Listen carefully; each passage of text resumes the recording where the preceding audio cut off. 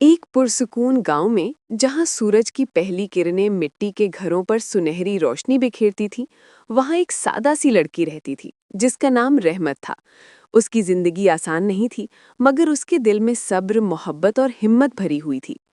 हर सुबह सूरज निकलने से पहले ही रहमत जाग जाती। वो सबसे पहले अपनी बीमार माँ के पास जाती, उसे पानी पिलाती, उसका ख्याल रखती और उसके चेहरे पर मुस्कुराहट लाने की कोशिश करती।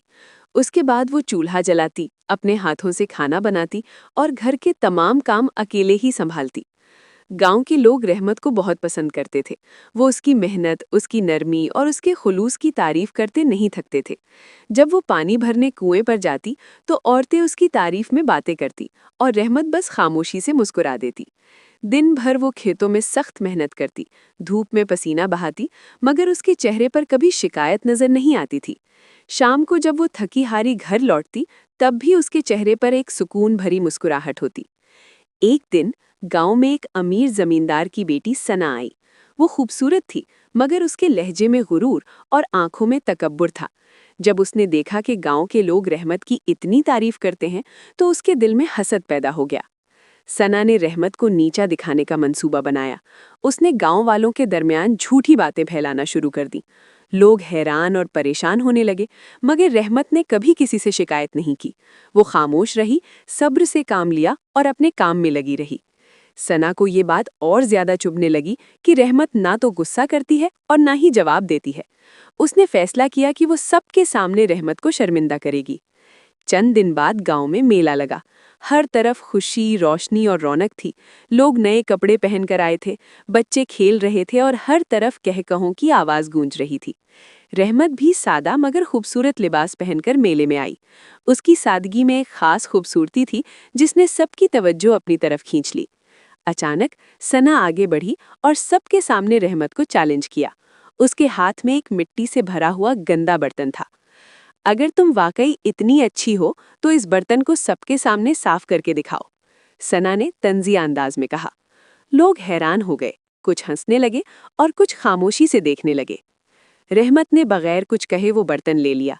वो जमीन पर बैठी, एक कपड़ा उठाया और आहिस्ता आहिस्ता उसे साफ करने लगी। शुरू में लोग हंस रहे थे, मगर जैसे जैसे रहमत सब्र और सुकून के साथ बर्तन साफ करती गई, वैसे वैसे माहौल बदलने लगा। आहिस्ता आहिस्ता हंसी खामोशी में बदल गई। कुछ ही देर में वो गंदा बर्तन चमकने लगा। सब हैरान रह गए।